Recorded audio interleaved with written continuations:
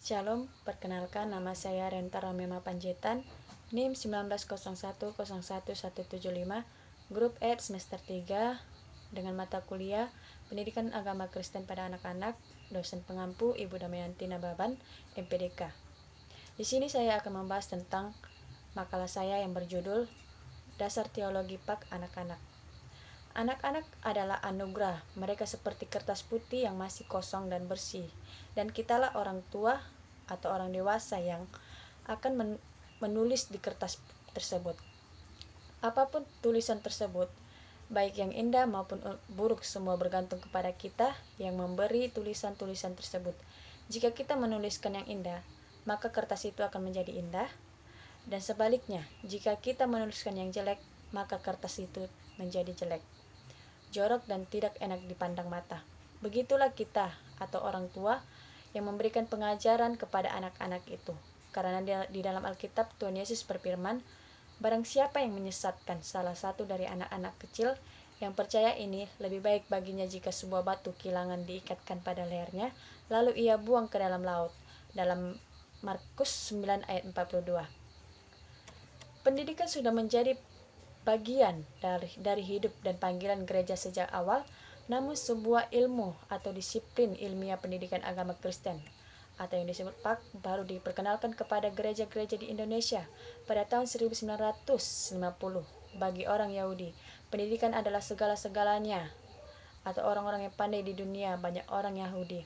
Pendidikan adalah perintah Allah untuk seseorang. 3 prinsip utama dalam pendidikan agama Kristen, yaitu meningkatkan pengetahuan akan firman Allah, memampukan peserta didik menyatakan keberadaan dirinya dalam hidup sehari-hari, serta memampukan mereka untuk dapat hidup bersama dengan orang-orang yang ada di sekitarnya. Pendidikan agama Kristen untuk anak-anak adalah pekerjaan yang anak-anak jauh dari penyesatan-penyesatan, karena metode ini harus berlandaskan firman Tuhan. Tuhan Yesus berfirman, biarkan anak-anak itu datang kepadaku, jangan menghalang-halangi mereka, sebab orang-orang yang seperti itulah yang empunya kerajaan Allah. Tertulis dalam Markus 10 ayat 14. Dan ini adalah tugas kita, yaitu terdapat dalam amanat agung Tuhan Yesus.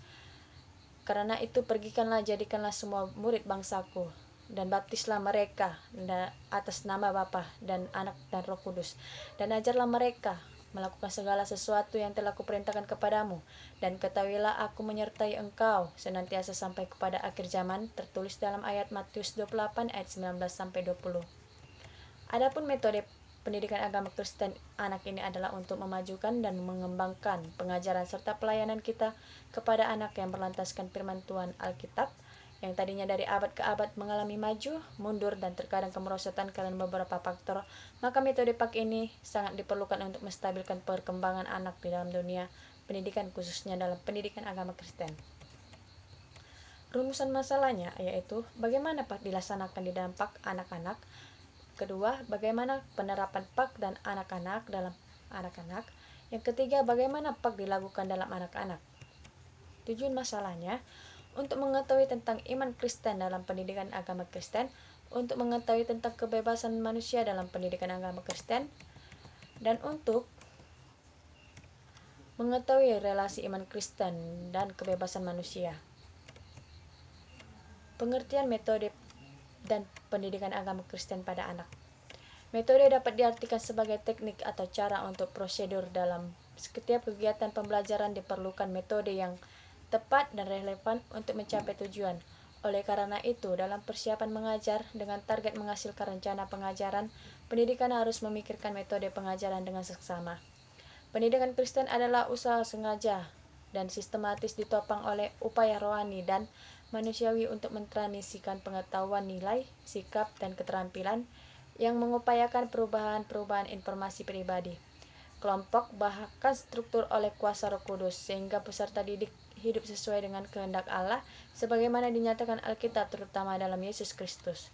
Jadi, pendidikan agama Kristen anak adalah usaha sengaja dan sistematis ditopang oleh upaya rohani dan manusiawi untuk mentransmisikan pengetahuan, nilai, sikap, keterampilan, dan tingkah laku bagi anak-anak dalam mengupayakan perubahan-perubahan informasi pribadi dalam diri anak. Dengan pimpinan kuasa Roh Kudus, seorang anak akan hidup sesuai dengan kehendak Allah.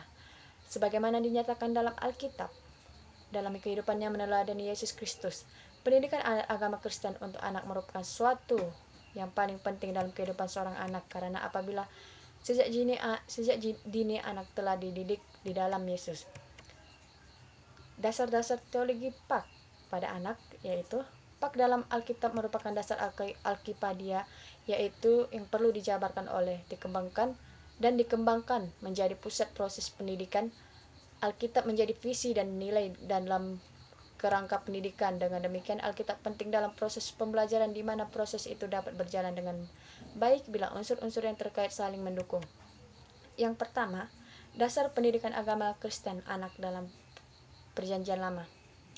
Hal paling mengesankan dalam budaya Yahudi adalah perhatian mereka terhadap pendidikan. Semua budaya diarahkan untuk menjadi tempat mendidik pada generasi muda yang kelak akan memberi pengaruh besar. Objek utama dalam pendidikan Yahudi adalah mempelajari Taurat. Anak-anak dididik untuk menghafal Taurat, dan mereka harus dididik oleh orang tua, kapan dan dimanapun. Dasar pendidikan agama Kristen dalam PL dapat kita lihat dalam Ulangan 6 ayat 4-9, Amsal 22 ayat 6 sampai ayat 6, Mazmur 78 ayat 72. Isi pendidikan anak dalam Perjanjian Lama adalah karya Allah dalam perjalanan hidup bangsa Israel.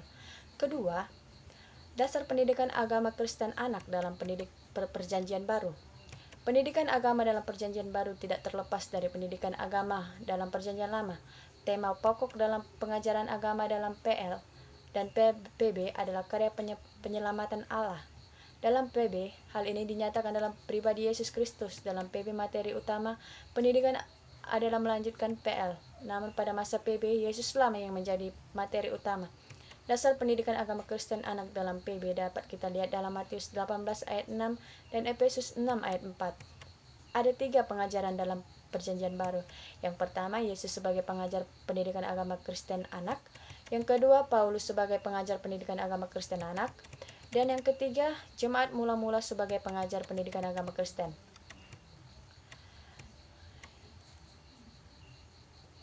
Menurut Alkitab, hal yang terbaik adalah elemen religius harus dipisahkan dari pendidik sekolah anak. Walaupun Alkitab mengizinkan hanya sebatas mengizinkan pendidikan sebagai sekolah, mereka harus juga diisi dengan pendidikan agama. Tidak seorang pun menganggap Alkitab sebagai standar tertinggi dan tegas berasumsi bahwa sekolah Kristen adalah hal yang diabaikan.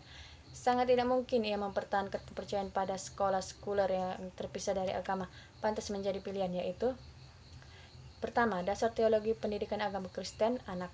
Anak adalah pusaka dari Tuhan, terdapat dalam Mazmur 127 ayat 3.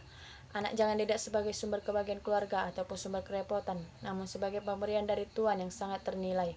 Seperti bapa sayang kepada anak-anaknya, sebagaimana seorang ibu mencintai anak, demikian juga Bapamu yang di sorga, terdapat dalam Mazmur 103 ayat 13, Yesaya 66 ayat 13. Ayah dan ibu adalah wakil Tuhan bagi anak. Kewibawaan ayah menyatakan kuasa dan kedaulatan Allah, sedangkan kelembutan ibu menyatakan cinta kasih, perlindungan, dan jaminan yang penuh. Anak akan terlihat Tuhan melalui hidup orang tuanya. Karena itu orang tua harus menjadi contoh yang baik bagi anak-anaknya. Hukum kelima dari 10 firman titah Tuhan. Hormatilah orang tuamu dalam Keluaran 20 ayat 12. Hal ini berarti bahwa hubungan antara orang tua dan anak adalah hubungan horizontal, bukan vertikal. Karena itu orang tua harus menghadapi anak sebagai anak dan mendidik anak sebagai manusia. Dasar teologis anak menurut beberapa tokoh. Yang pertama, Franz Reed W. A. Froebel. Yang pertama yang ajaran tentang Allah. Artinya adalah bahwa di sini mengajarkan kepada anak-anak Allah supaya memperoleh pengetahuan yang sebenarnya mengenai sesamanya manusia, di mana dia mengajarkan akan Allah yang penuh kasih, sehingga juga para pelajar dituntut untuk saling mengasihi antar sesama. Yang kedua, pengalaman tentang Yesus. Froebel mengajarkan kepada anak-anak atau pelajar bahwa Yesus itu adalah seorang yang patut dicontoh dan sempurna. Yang ketiga, pengertian teologis tentang manusia, artinya bahwa setiap orang itu seharusnya diperlakukan sebagai penjelmaan dari roh Allah, dan termasuk juga anak-anak dan orang tua juga yang lain. Hendaknya memperlakukan anak-anak itu secara adil dan hormat karena mereka juga karunia Allah. S. Origenes adalah seorang Kristen dan juga seorang pendidik. di mana dia mengatakan bahwa seorang pelajar itu tidak digolongkan dalam umur tertentu yang mana itu menganggap Allah itu benar-benar Bapa mereka, berarti mereka masih tergolong dalam istilah anak-anak yang masih membutuhkan pengajaran, dan hendaknya juga para pelajar itu memiliki kemauan untuk diajar. Metode pendidikan agama Kristen anak dalam Alkitab. Yang pertama, metode PL.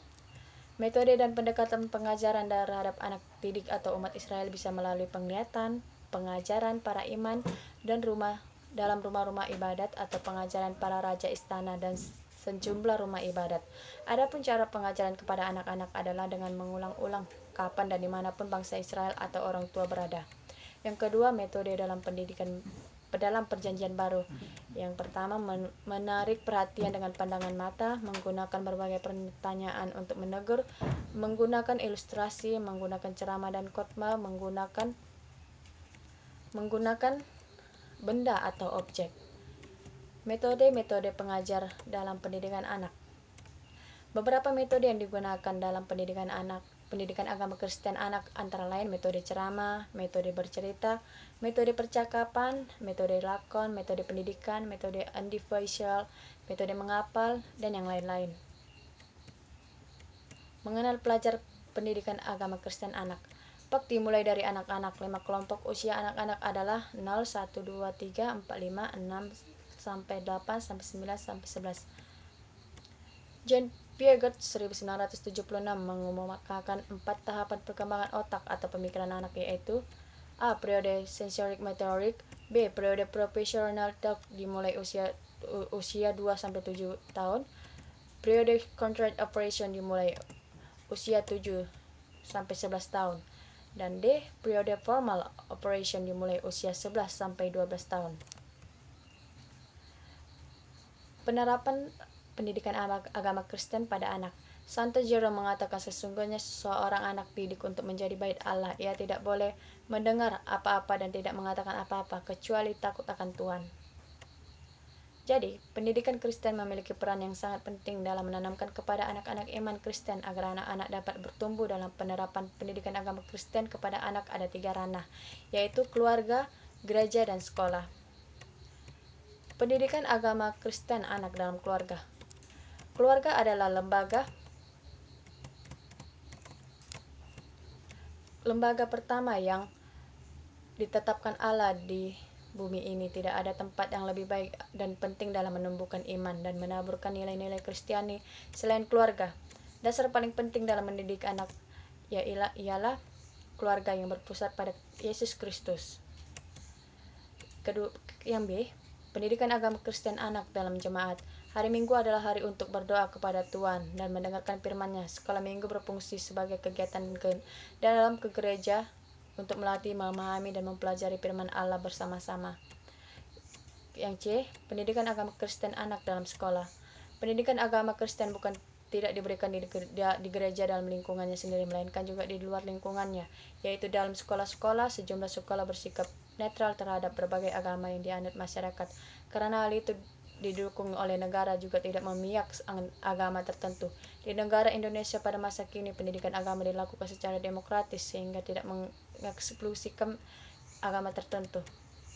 Adanya pendidikan Kristen atau pendidikan yang bernapaskan keyakinan Kristen di sekolah memberikan faedah-faedah seperti yang disampaikan oleh Ege Homiakelson dan I.H. Enklar pada tahun 1996, 151-152, yaitu yang pertama, anak-anak yang menerima pendidikan Kristen di sekolah akan merasa bahwa pendidikan umum dan keagamaan ada hubungannya. Yang kedua, meringankan beban biaya gereja yang harus dikeluarkan untuk pendidikan Kristen di sekolah. Yang ketiga, pendidikan agama Kristen di sekolah berbasis karakter kasih menurut Korintus 13 ayat 4, yaitu mengajarkan murah hati, tidak cemburut, dan yang lain-lain. Sekian presentasi saya. Semoga apa yang saya sampaikan bisa dapat dipahami oleh teman-teman dan ibu. Sekian dan terima kasih. Shalom.